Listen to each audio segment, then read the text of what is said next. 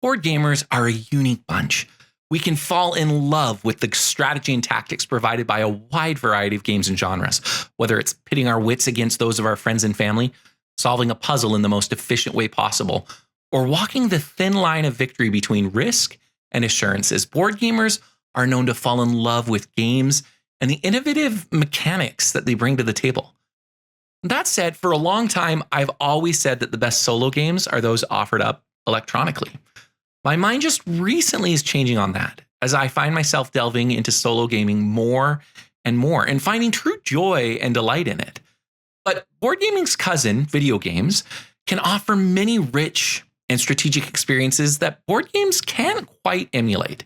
So today I'd like to walk through my take on 5 of the best video games that I think board gamers would love for one reason or another. It's important to note that these aren't just implementations of board games, nor are they the best video games of all time. You can just use Metacritic to figure that stuff out.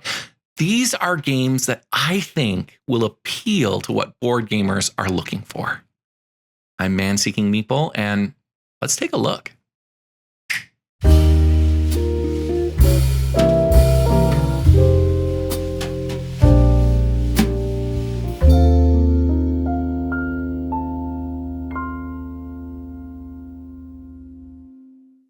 My number 5 game is actually unique as it's the only action game on the list. Every other game leans heavily on the strategy and tactics offered through a thoughtful gameplay, but Hades 2 ratchets the tactics of choosing a build one boon at a time and has you using said boons in fast and frenetic gameplay. Yet instead of playing through one long story, Hades 2 is structured as a roguelike. If you don't know, a roguelike is kind of like playing a standard board game.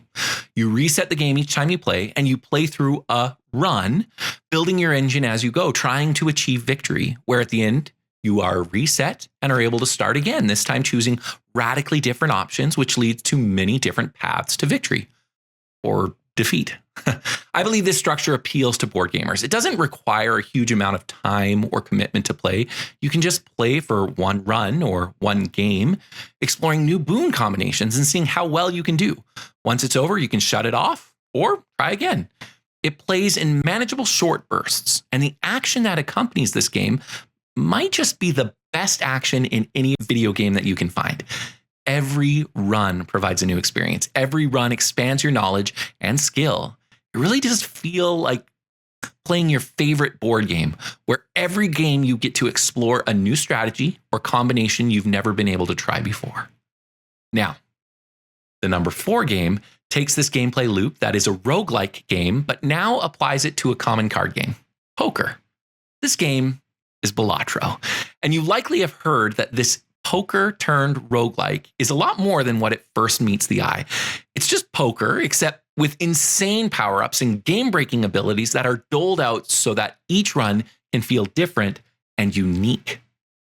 Just like with Hades 2, it plays in short bursts, but here you're given the time to think about every decision and plan the best way to break the score ceiling wide open. Numbers can get so high they can seem uncountable. Perhaps you can play a game of poker where your entire deck has been transformed into just one card, maybe the ace of spades. So every hand is a 5 of a kind. Maybe you've made it so that by playing a single card, the bonuses you apply from the cards left in your hand are so wildly insane that the score just keeps exploding. Either way, every game challenges you to build a combination of abilities that will work together to overcome what initially seems impossible. Now, the number 3 game is a bit of a cheat. I said that no game on the list will be based on a board game, but technically Baldur's Gate 3 is an implementation of Dungeons & Dragons 5th edition. Larian Studios has faithfully brought to life many of the core pillars that make the tabletop RPG such a popular delight that millions of players enjoy in a new medium. That said, there are several changes, namely the lack of a dungeon master and the limiting the scope of what a player has the freedom to do, that allows for this adaptation to feel very different than its original inspiration, as well as make it shine in a solo and digital medium, something the first obviously doesn't do. Mold a character, build relationships with a party, fight for yourself, but also the fate of the land. This might sound like any generic RPG, but Baldur's Gate's story is so expertly crafted that it truly does get you to buy into the world and care about its characters. Not only that, but the deep RPG mechanics let you build into a wide variety of long-term strategies and react with engaging tactics to provide variety and excitement throughout the whole game. It really is a must-play for any D&D or fantasy adventure fan and easily deserves a spot on this list.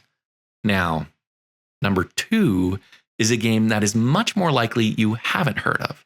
Marvel's Midnight Suns. A flawed masterpiece. And though some of the flaws can be glaring, the gameplay mechanics that the game is built upon are some of the best card play I have ever experienced in a game. This game is a tactical card-based RPG. Combat is played on a map where lining up pushes and interactive elements is absolutely essential to playing well.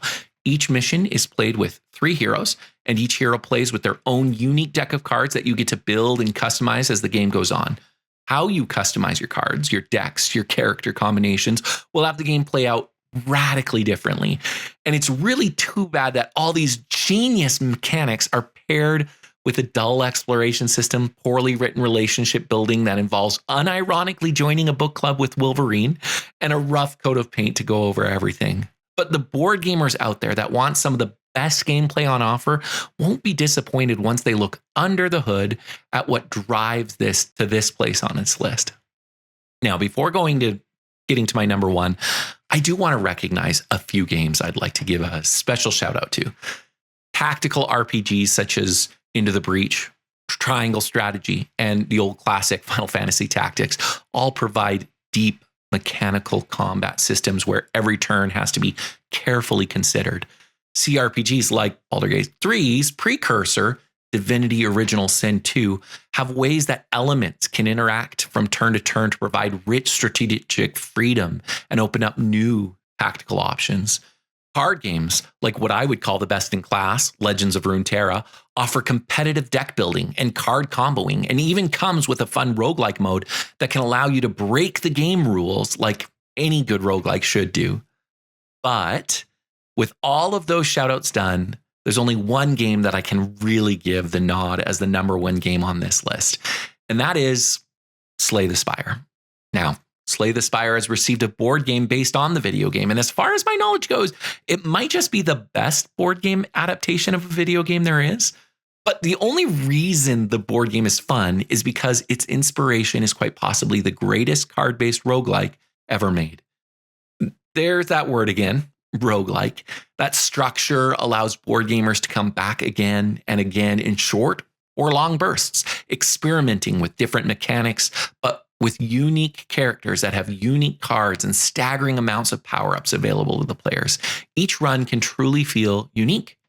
Playing attacks to defeat enemies and defense to block attacks is at the core of the game, but the wide variety of ways to do those two things are staggering. And the card play really opens up to be the best in class. The game is available on pretty much any device with a pulse, and I would highly recommend giving it a try if you've never taken the plunge before.